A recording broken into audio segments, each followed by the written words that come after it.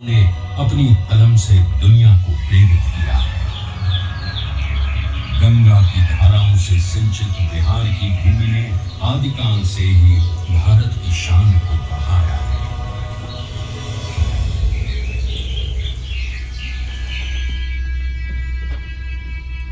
पर जिस बिहार ने सदियों तक नालंदा और विक्रमशिला जैसे विश्वविद्यालयों में ज्ञान और मेधा से पूरे विश्व को राह दिखाई थी, वो 20वीं सदी के आगमन तक खुद अंग्रेजों के अन्याय और दमन की जंजीरों में जकड़ा हुआ था।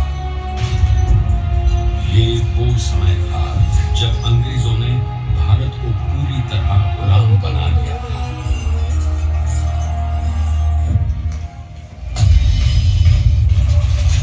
बिहार के चंपारण में भी अंग्रेजों का अत्याचार अपने चरम पर था।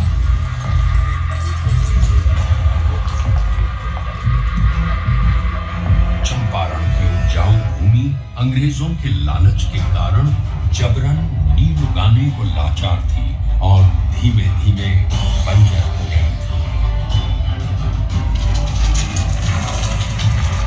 गोरी सरकार द्वारा लगाए गए लगान और अनेक प्रकार के करों के बोझ तले लाखों किसान बदहाल थे।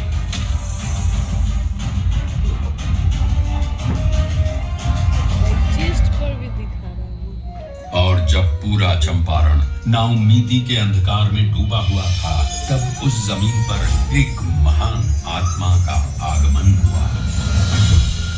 पंडित राजकुमार शुक्ल के बारंबार आग्रह पर चंपारण आए गांधी जी को उस समय इस बात का बिल्कुल भी अंदाजा नहीं था कि बिहार से उनके जीवन की सबसे महत्वपूर्ण घटना बन जाएगी। अंग्रेजों द्वारा किए जा रहे अन्याय और दमन से उत्पीड़ित किसानों को देख पहली बार भारत की अवदशा से अवगत होकर उन्होंने चंपारण में कहा, मुझे नीलगे किसानों में सत्य दिखा। भारत भूमि पर यह पहली बार था जब अन्याय और बर्बरता का जवाब सत्य और अहिंसा से दिया गया। उनके नेतृत्व और सिद्धांत से प्रेरित होकर बिहार के सर्वश्री ब्रजकिशोर प्रसाद, अनुग्रह नारायण सिंह, डॉक्टर राजेंद्र प्रसाद, आचार्य कृपलानी, मजहरुल हक, रामनवमी प्रसाद, बाबू धर्मीधर प्रसाद आदि जैसे नेतागण भी इस आंदोलन में कूद पड़े। सत्य और अहिंसा पर आधारित चंपारण सत्याग्रह आंदोलन एक नूतन प्रयोग बनकर उभरा, जिसने भारतवासियों को अन्याय से लड़ने का एक प्रभावशाली शस्त्र दिया। चंपारण सत्याग्रह के 30 वर्षों बाद लाखों सेनानियों के बलिदान और गांधी जी के नेतृत्व में हुए कई अहिंसक आंदोलनों के कारण भारत स्वतंत्र हुआ।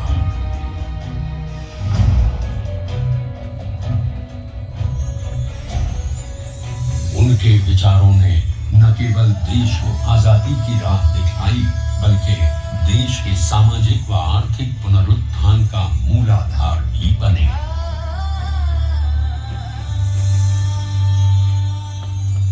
गांधी जी और उनके चिरंतन विचार आज भी बिहार के सामाजिक ताने बाने एवं शासन की धुरी हैं।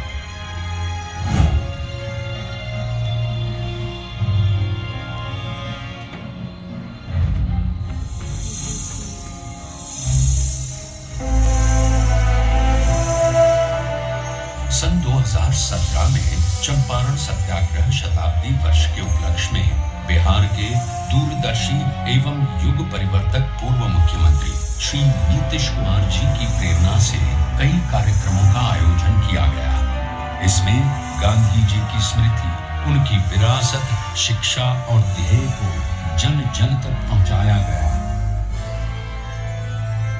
और शैक्षणिक एवं सरकारी नीतियों में गांधी दर्शन को प्रमुखता दी गई।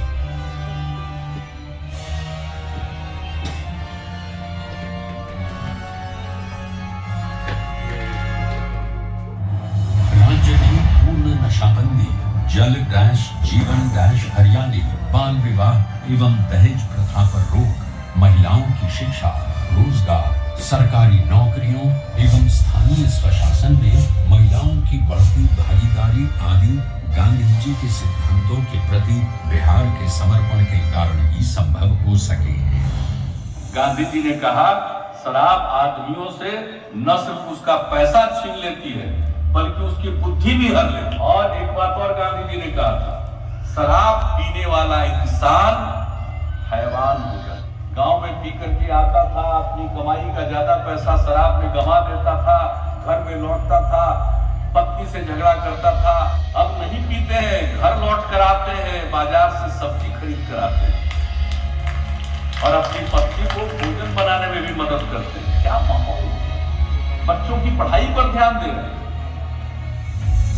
पूर्व मुख्यमंत्री श्री नीतीश कुमार जी के कुशल नेतृत्व में पूरे राज्य में उनसे जुड़ी यादों को संजोए रखने का बहुमूल्य कार्य भी किया गया।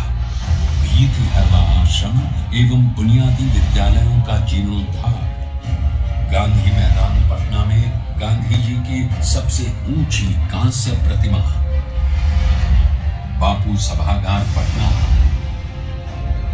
बापू परीक्षा परिसर, मोतिहारी और बेतिया बापू सभागारों का निर्माण आदि कई कार्य हुए हैं।